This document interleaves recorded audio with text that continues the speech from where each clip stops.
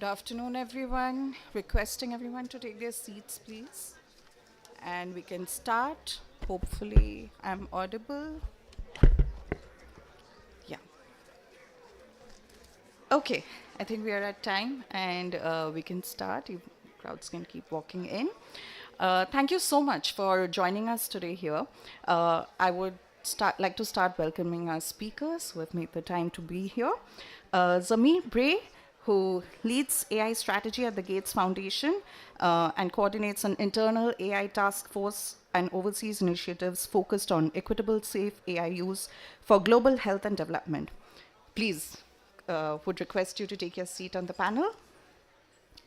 Wasim Hamidoush, who's a principal research scientist at Microsoft's AI for Good lab, specializing in computer vision, NLP, and multimodal AI with a focus on low resource languages. Requesting you to please take your seat. Ilango, who's the World Bank Group Director of Strategy and Operations in the Digital and AI Vice Presidency and also serving as Acting Director for Data and AI. Requesting you to please join the panel.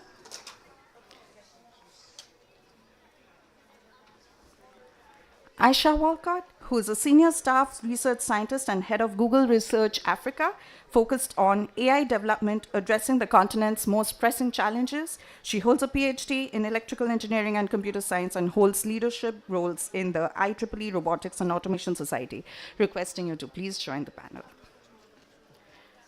Antoine Tesnier, who's a French professor of medicine and entrepreneur, specializing in health innovation and crisis management, and an anesthesiologist at the Georges Pompidou European Hospital. He co-founded Illumins, coordinated France's national COVID response, and since 2021 has served as director of Paris Santé campus. Thank you so much for being here, requesting you to join the panel. And Dr. Alpan Raval, who's Chief AI/ML Scientist at Wadhwani AI, will be moderating today's session. Alpan, requesting you to join the panel, please. Handing it over to you. Yes. Thank you, everyone, for coming.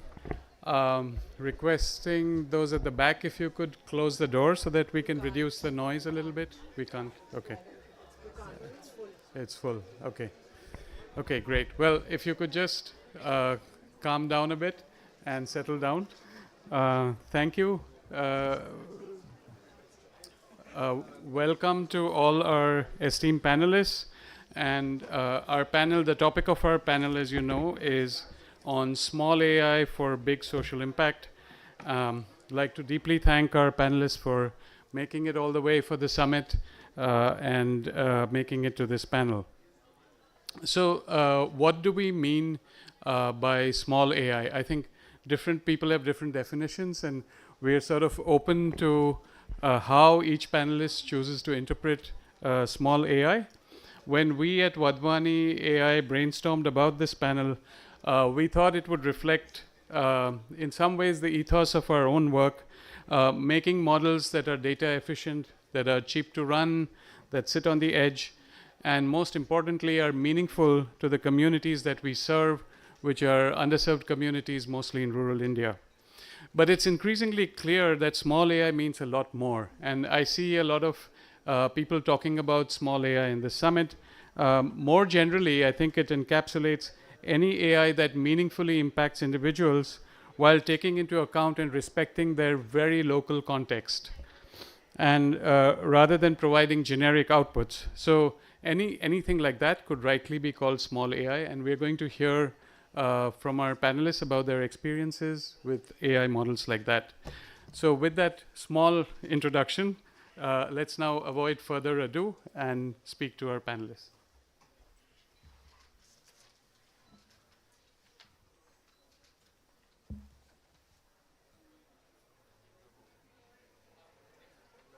So can you hear me at the back?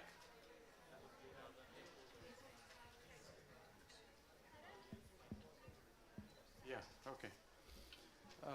So we can start. I have a common question for every panelist. Each of you represents a different and important aspect of AI work that's happening outside of the mainstream excitement that focuses on large foundation models for a primarily global North audience. Can you tell us briefly about your organization's work and perhaps your thoughts on non-foundation AI models in general? Maybe we can start with Zamir. Sure. Thanks, Alpan. Thanks for including me on this panel. Um, you know, I think that the Gates Foundation.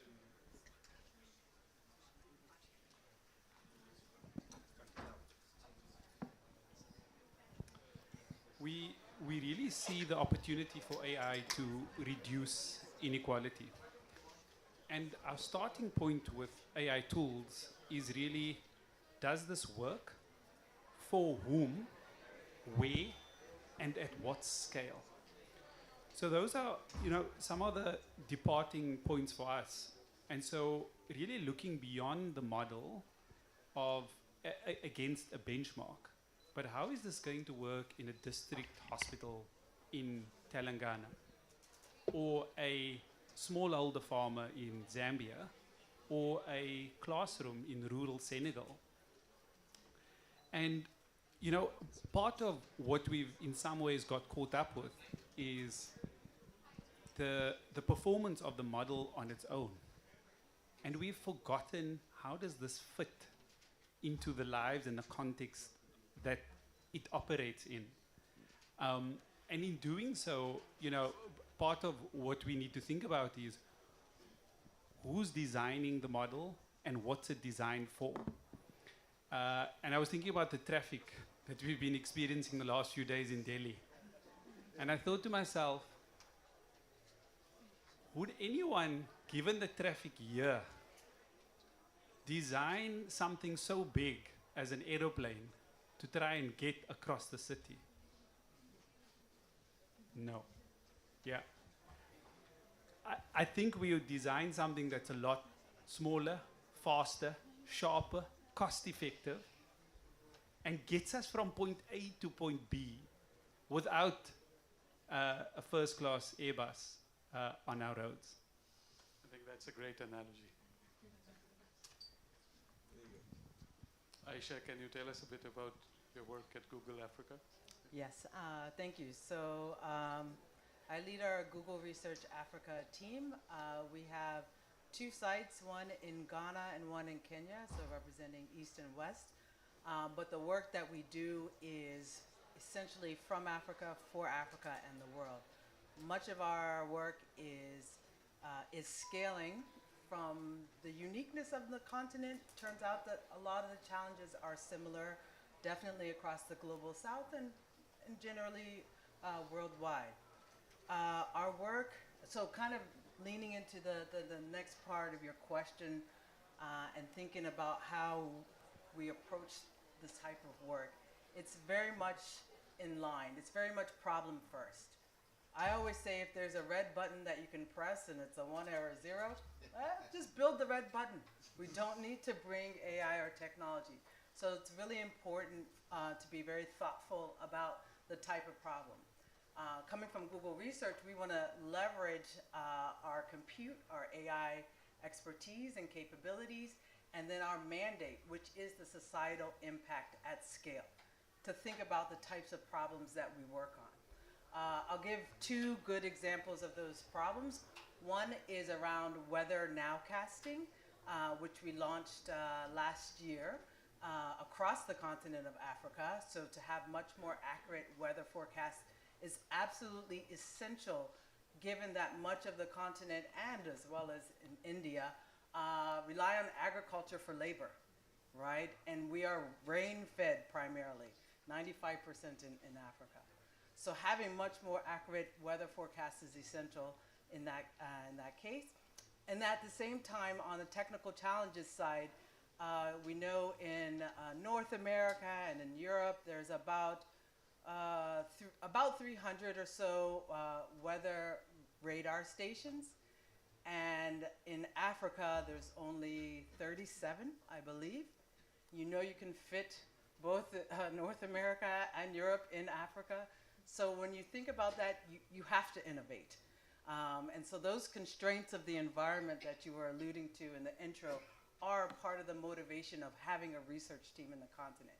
And so that was one way that we innovated and made solutions that were available to the continent. And then the other one is a complementary side, which is working with the ecosystem, working with partners in Africa, including Makerere University, Digital Umuganda, around African languages. And we just released a data set of 21, now 27 voice languages, given that Africa has 2,000 or so languages. This is the start. Most importantly is it's partnership-led and driven, and this is, because it's voice, it is about accessibility and about reaching those rural villages as well.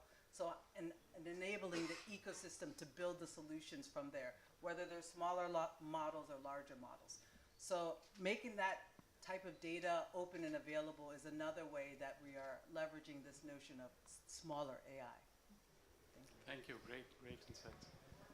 Zamir, can you tell us about your work at Microsoft? Yeah, thank you. Sorry. Wasim. Yeah, Wasim. Thank you for the invitation, and it's a great pleasure to be here today. So first, what is AI for Good? AI for Good Lab is the philanthropic research arm of Microsoft. We are employing advanced AI technology to solve real-world problem with real societal impact. This is very important. And how our team and the researcher work, we closely collaborate with NGOs, governments, non-profit organizations, and local communities around the world. And together we are building AI solutions on multiple domains. We are interested about agriculture, food security, healthcare, education, culture, and so on. So this is about AI for Good Lab at Microsoft. Now I am a scientist, so I would like to give you two concrete examples where we use small AI, and also there are two global solutions to tackle global challenges. So they are valid for both. They are valid for both global north and global south. So the first project in biodiversity, it's called Sparrow. Sparrow for solar-powered acoustic and remote recording observation. It is an AI-powered open source solution designed to track and monitor biodiversity in the most remote and hard-to-reach region in the world. So Sparrow is camera tracks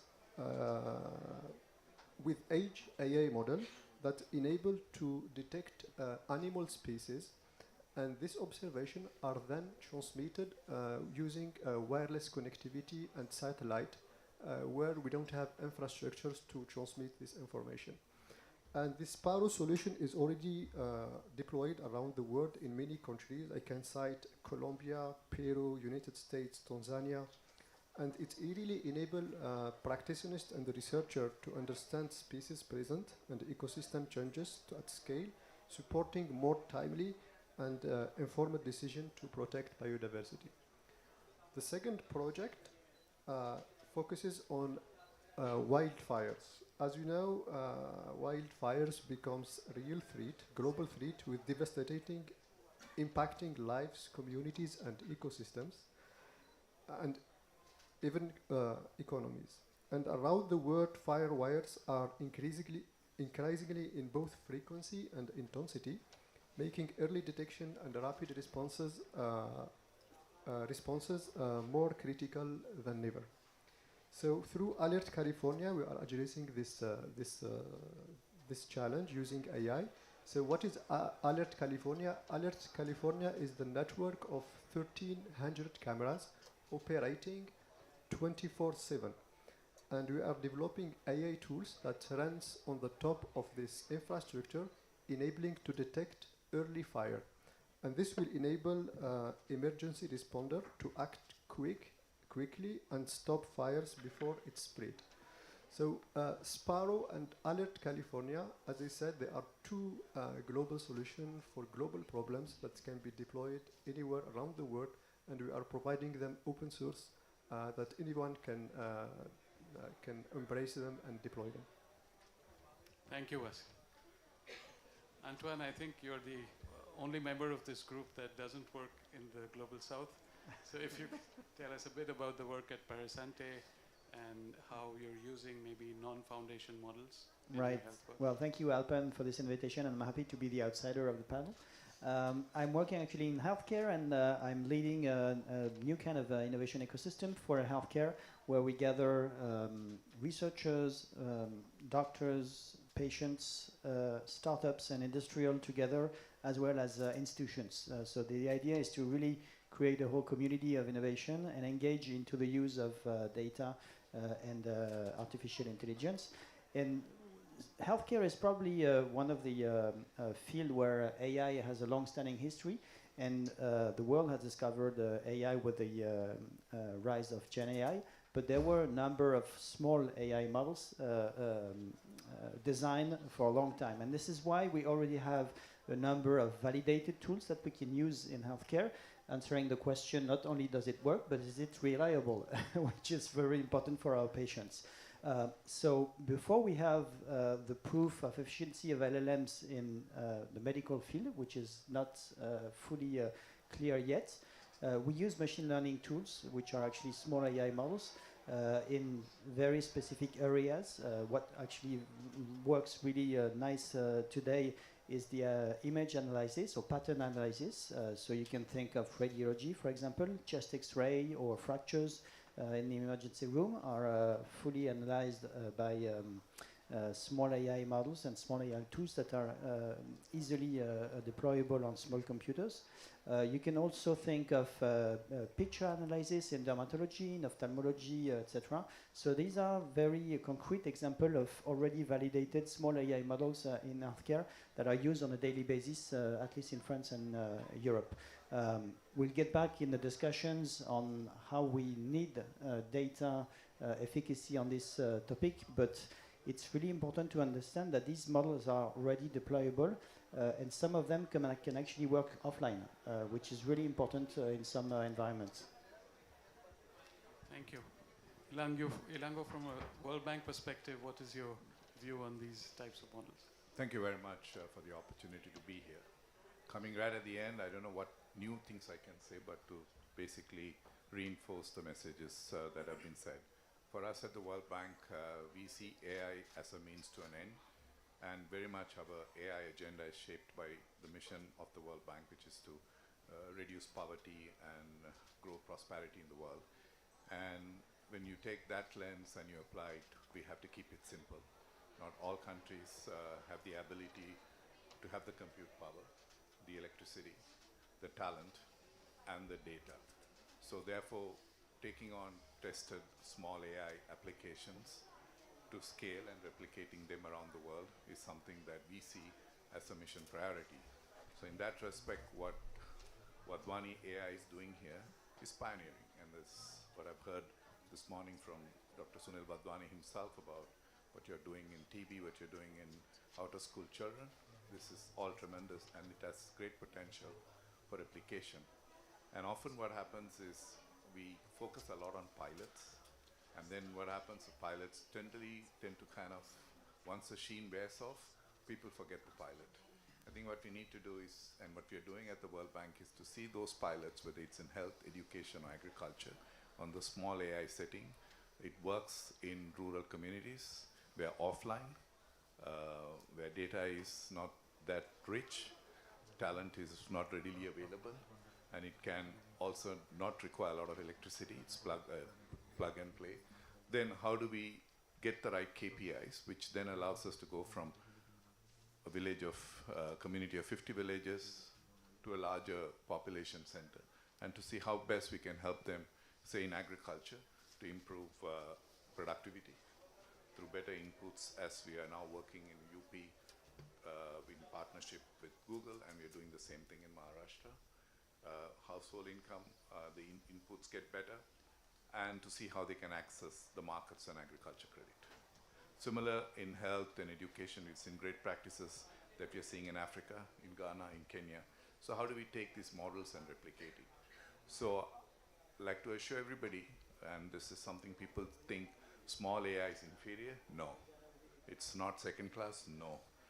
Small AI can solve problems. It means to an end. And if it can actually fast track development outcomes, You know, we've known the problems with Millennium Development Goals. We've known the problems with Sustainable Development Goals, and many countries are lagging behind. And this is an opportunity where this development technology, if it can be put to use in the right context, in the right way, I think we can achieve faster development outcomes. Thank you. That's really interesting. Aisha, I'm going to come back to you and ask you more specifically, how does the work that Google Research does in Africa impact rural communities specifically? How does one bring the benefits of technologies like these big foundation models to devices that may only have patchy internet and supply very little data? Yeah, thanks. That was a loaded question, huh? It's two parts there. So I think, so first and foremost, in general, just approaching these challenges with humility and relating. So I always start with, you know, I'm a scientist, but I'm also a mother, right? And that's a thread that binds so many of us. When you think of that, you also think a lot of the solutions that we're building, it's not for them, it's for us. I'm using the same health systems that you all are developing interesting tools and models for, you know, and we have many of the challenges around weather as well. So I think the first thing is to kind of have that base human layer as we think about our work and to connect with those communities, whether they're rural or urban, right? A lot of the work that we do, we're looking at, you know, these large populations that, you know, if you think about agriculture, for example, where it has a large part of the labor force, you know, there's many different ways that this is, you know, people are a part of that value chain, whether they're actually doing the growing or providing the inputs and or making those decisions and the risks along the way. So that relationship of getting out in the community is a very important part of work that we do, is to connect with those. And then really think about, you know, kind of coming home as Google Research, you know, where is our unique value proposition? We're not necessarily going to solve this full problem alone. Usually it requires, you know, behavior change, policy, and many pieces of the puzzle. How do we best fit our role? And we do this in co-creation with partnerships. So that's kind of the second layer of fabric on how we reach these rural communities. And then on the other side of the question. Do you have an example of that? Oh, yeah, absolutely. So if you think about, okay, I'll do two ways. So for example, the languages work that I was talking about, Wahal, and Wahal is a word, it's a Senegalese word that, it's Wolof, that means to speak. And the way we wanted to create this is, it's not from us, it's for the community.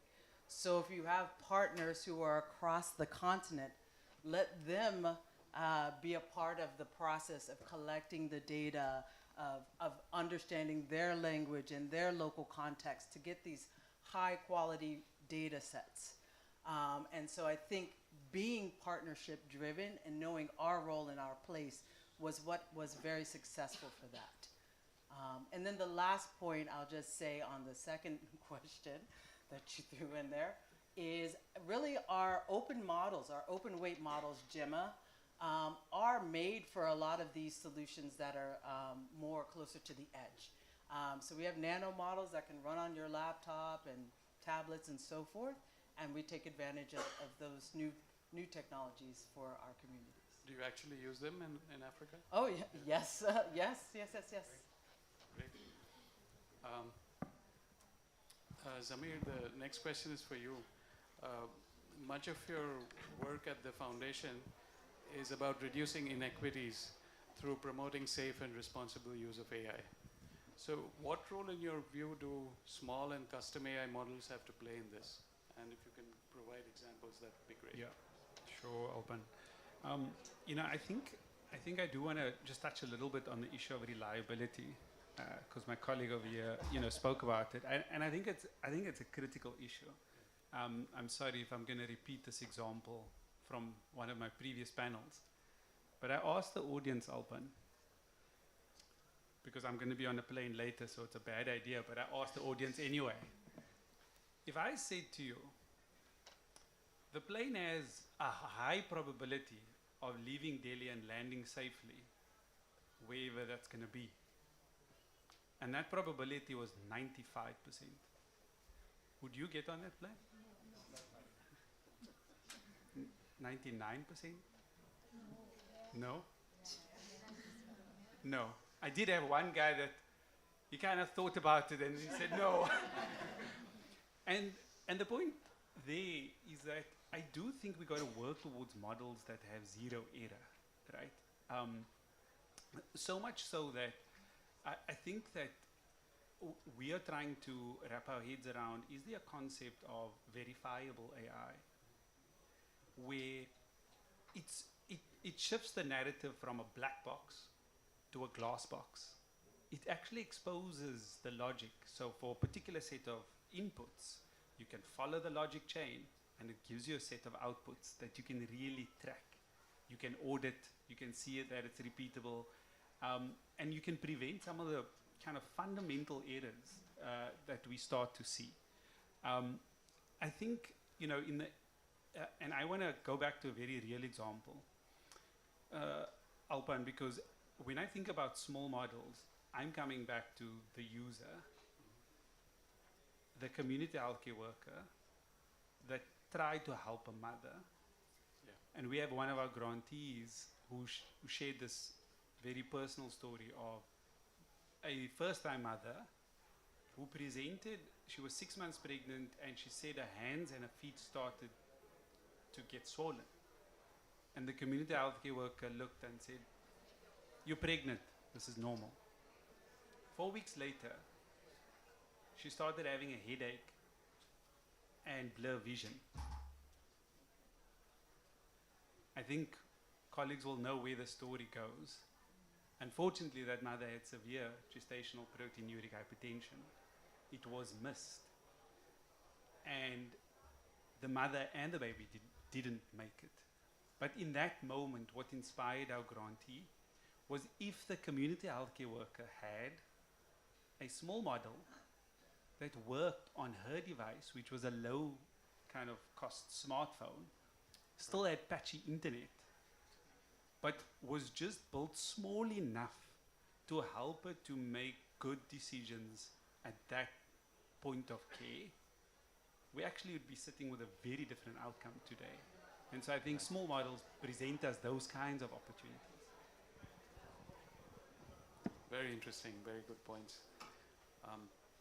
Wasim, you spoke about, you know, in a general sense about the research done at the AI for Good lab at Microsoft.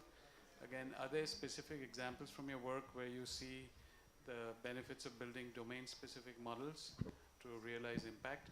And are there research lessons that we can take away from this? I think it would be good for the audience and us to understand what are the sort of research directions of the future that can come out of this work. Yes, I would like to start with a report that Microsoft has released recently about AI diffusions. And this report showed clearly that there is a gap in the AI diffusion between Global North and Global South. But more importantly, they highlighted 3 pillars that can accelerate the AI diffusion in the Global South. And these 3 pillars are access to electricity, access to connectivity, and access to AI tools in the local languages. And we have been working on this 3rd pillar, which is access to AI on local languages. And we have released recently a research works called BYOL, Bring Your Own Language Model into LLM.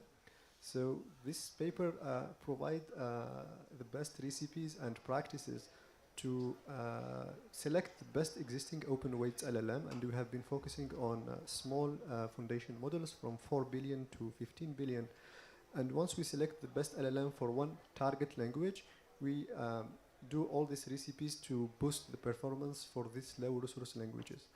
But I wanted to get back to all the challenges we are facing for these low resource languages. So when we train these foundation models, we train them on internet data, and internet data represented by more than 60% is English, and followed by some high resource languages like French, Mandarin, Portuguese, etc. So these low resource languages, even if they represent more than 7,000 languages, they represent only a tiny portion of internet data.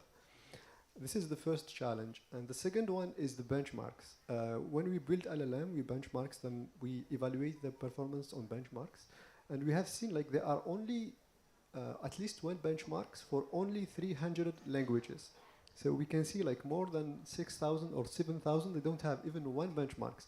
And even in these 300 benchmarks, most of them are just translation from English to this low resource language. So they have nothing to do with the culture and the context of these languages. And the third challenge is the performance gap. Of course, there is a performance gap between, for these LLMs, even the frontier models, between high resource and low resource languages. And the fourth one is safety. So when we build LLM, usually we do some safety alignment with the reinforcement learning, but this safety are mainly done in English and some of high resource languages.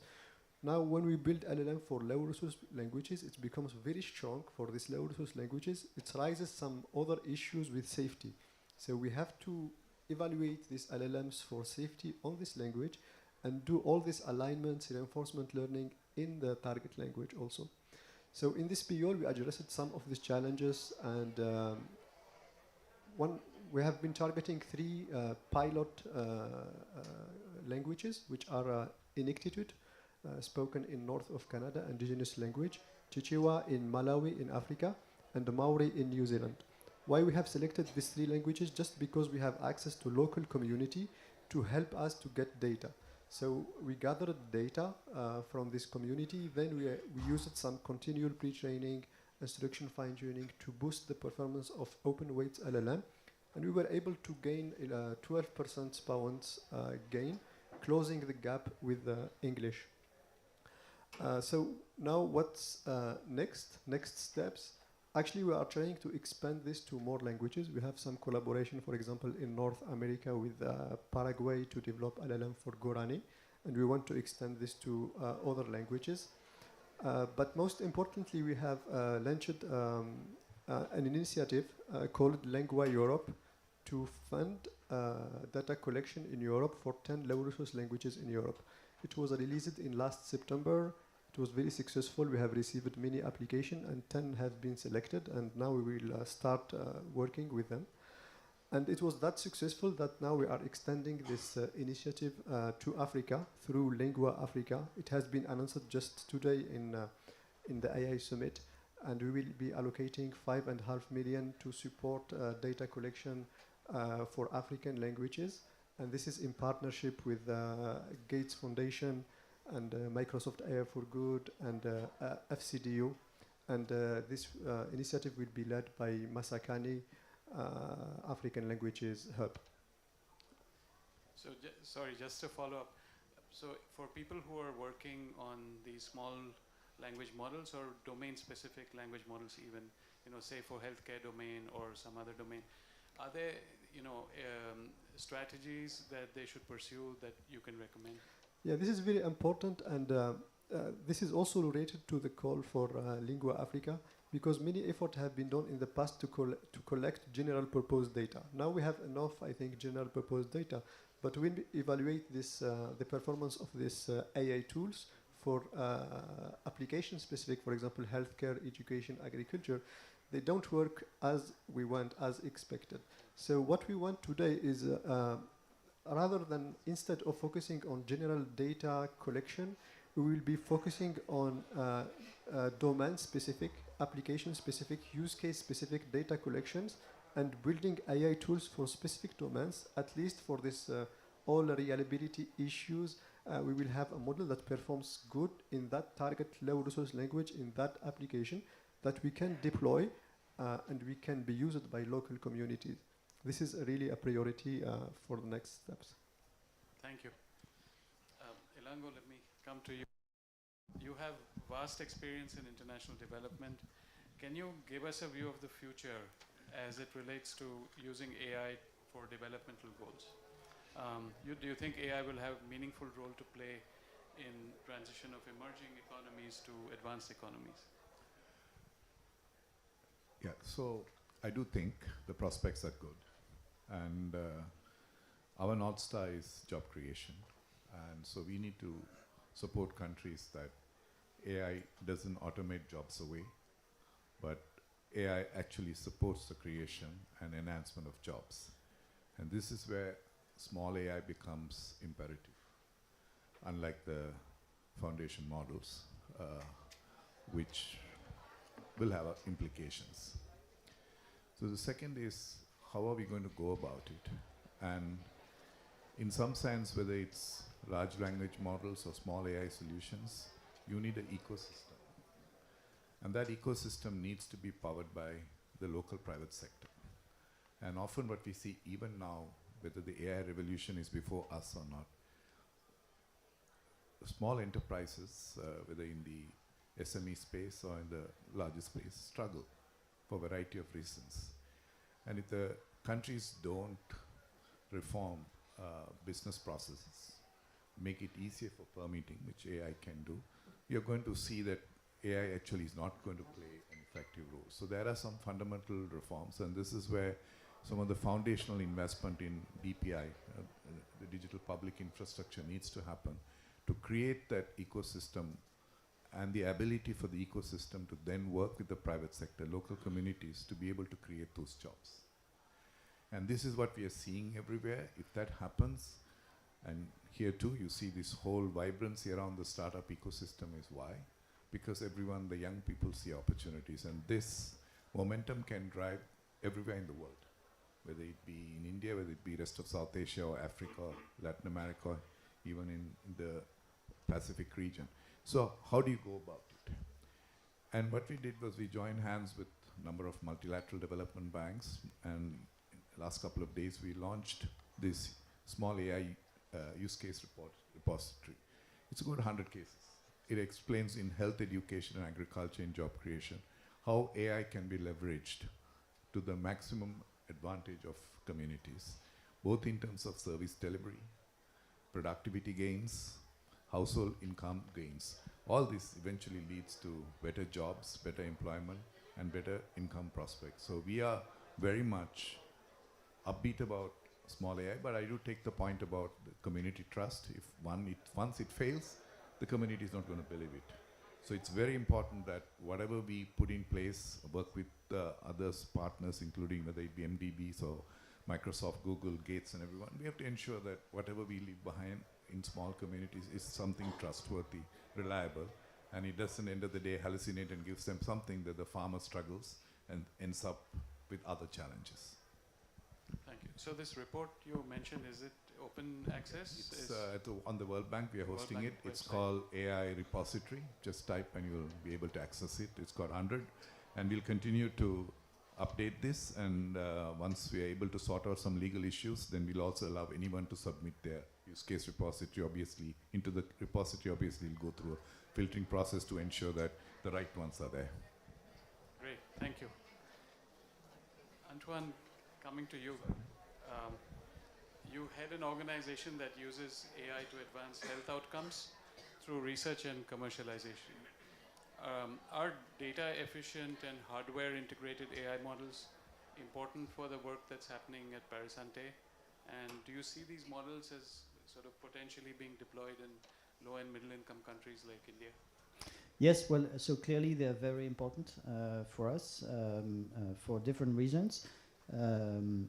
Of course, we'll get back to the scalability and the use in low and middle income countries. But at first, what is the reality in healthcare is that data is scarce and siloed. And so you need to work on what you have, actually. So sometimes it's large set of data, sometimes it's very small set of data, but you need to have tools that allow you to build relevant algorithm and relevant analysis on small data sets. And in the meantime, of course, we're building larger data sets. Sometimes it's at a level of one department in one hospital, sometimes it's one hospital, sometimes it's a group of hospitals. At the end, what we are reaching out in Europe is the constitution of a large European health data space. 450 million citizens joining their health data in digital public infrastructure, organized in 27 countries, which will be a world premiere. But in the meantime, you need to work on that reality of scarce data. Second thing is that not only data is limited, but also when you want to enter the new revolution in medicine, which is what we call precision medicine, personalized medicine, you need to work on very efficient algorithm because they need to adapt to one person and not only to a whole population. So you need also to get that into account in building the algorithm.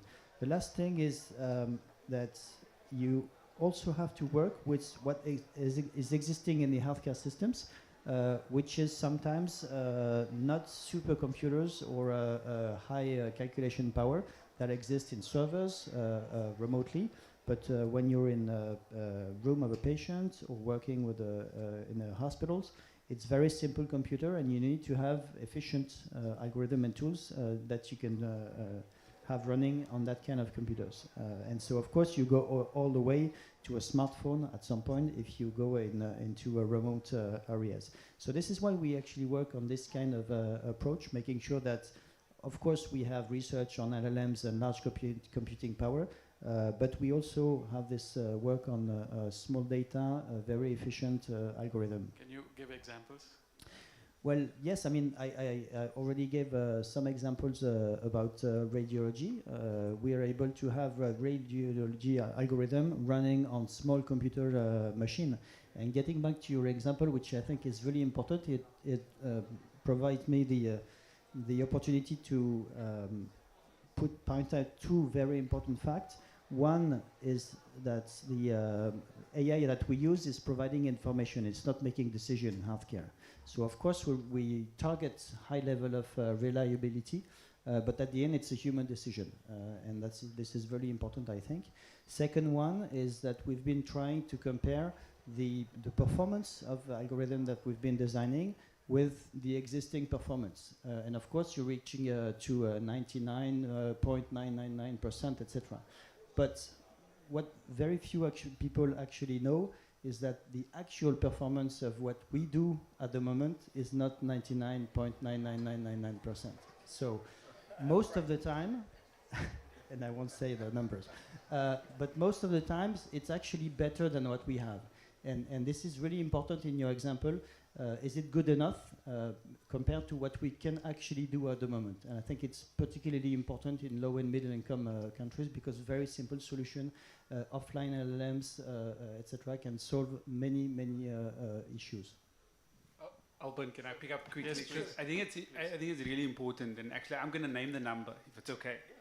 So a really important World Bank study from a few years back showed that on a set of 5 very simple conditions, the diagnostic accuracy was 50% across 8 countries. 50%. What illnesses are we talking about? Acute diarrhea, upper respiratory tract infection, maternal hypertension.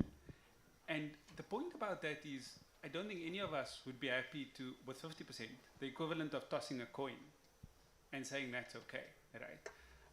And so I completely understand that today there's a big gap between what the models can offer. And I think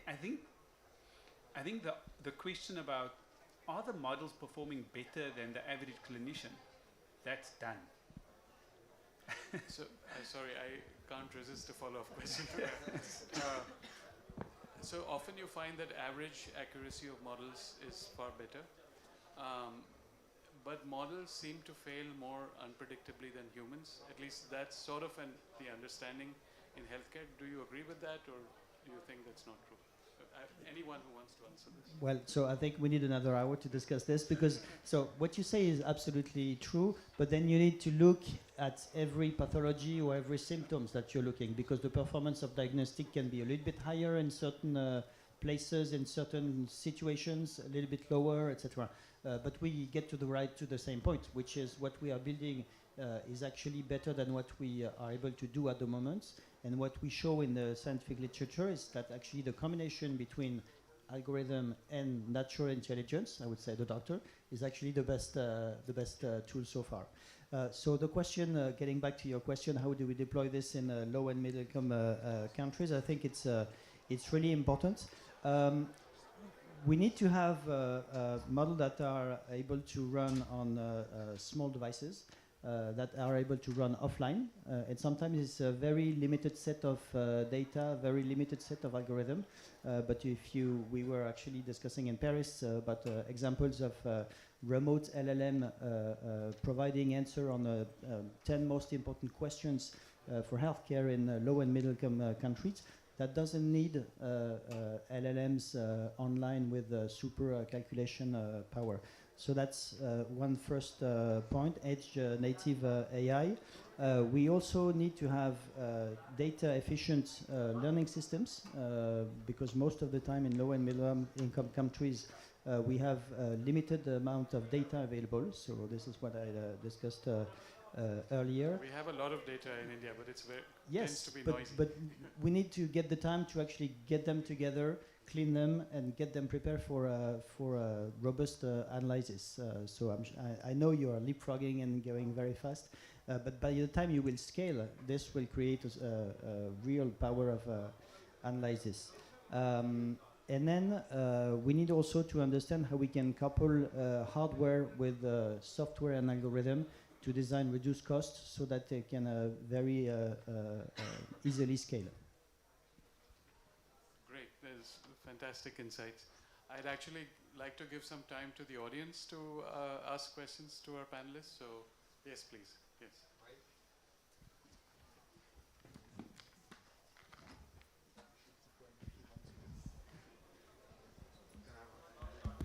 Thank you very much. I'm Arish Kumar from the CSC Innovation Center on Solar Energy, particularly based on.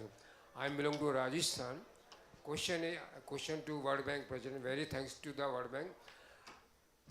In Rajasthan, 60% population rural areas, and totally based on the agricultural domain. 40% population in the youth. So how World Bank increase the capacity of AI application to the youth as well as agricultural domain, so the economics changes, more productivity, more economy, more inclusion in climate change and renewable energy domain. Thank you for that question, which I think is a very foundational question to ask any policymaker in terms of what kind of an AI strategy or implementation you want to have at any geography in the world. So obviously the first thing is you need digital literacy. Second, you need to skill up so that everybody is upskilled and reskilled on AI related capabilities. Third is improving the STEM capability in schools and universities. So you do create a future cadre of people who can work on these topics. And then the sectors you mentioned, which are our priorities: agriculture, health, and education.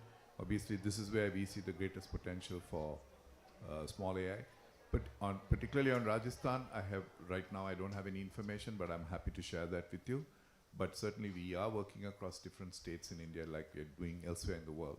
And we do prioritize literacies, skilling, STEM, and applications in priority sectors like agriculture, health, and education.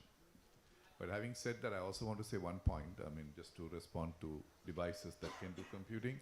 Devices are expensive for the bottom 40%. Rajasthan has solar domain state. Yeah. Maximum solar radiation in Rajasthan. How do we quantify the by AI advantage properly? Yeah. Hi, my name is Selena. I'm the CEO and co-founder of Zindi. We run competitions to develop models, especially in Africa. And I actually had a question for Wasim about kind of the technical implications, the size implications, the practicality of using open source, open weight models, large language models to train very specific, domain specific, language, under-resourced language models. How have you seen that play out? Yeah, I think what we have seen, the selection of the base model is very important. Because what is true, what is real, that we cannot train from scratch an LLM, even if small or large language model. we cannot train it from scratch for lower resource languages because we don't have this 15 trillion tokens to train. So it is very important to select the best multilingual model that has the right tokenizer that can be adapted to many low resource languages. This is very important. And then get the data that we need.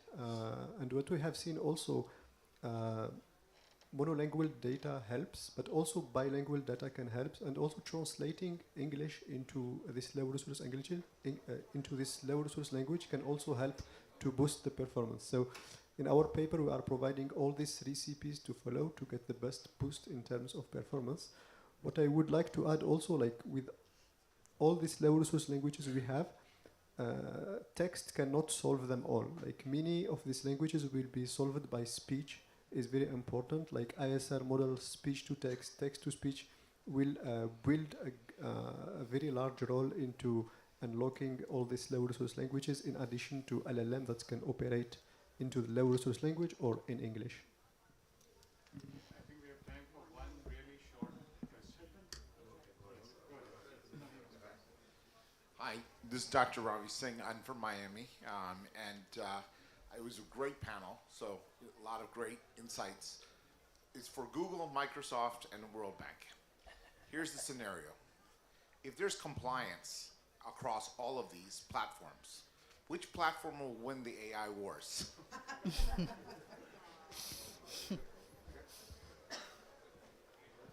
That's a loaded question. I know. Anyone want to answer? I'm not. So first of all, I think healthy competition is how we've been able to develop incredible technologies just over time. So the competition is healthy, and this is great. I don't see it as a zero-sum game. There's too many people on the planet, and there's too many challenging, unique problems that need to be solved. So if we're making it useful and bringing joy and happiness for all, that's in the, I just love it, that's in the theme here, then it's not necessarily going to be who wins whatever platform. It's what is relevant to the context of the end user.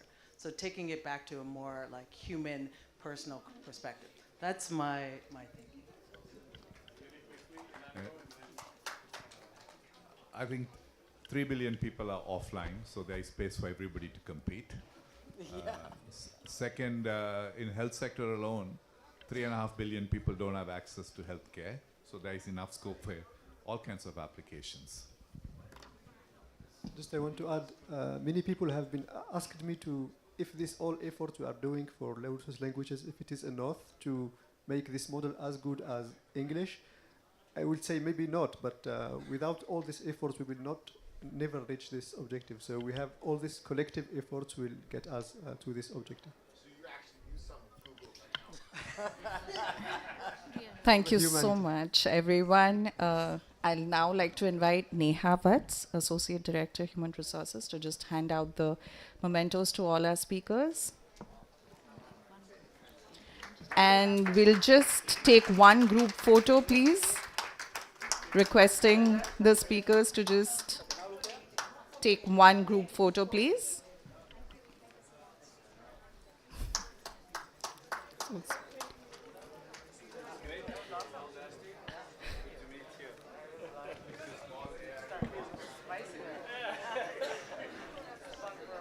Thank you so much, everyone.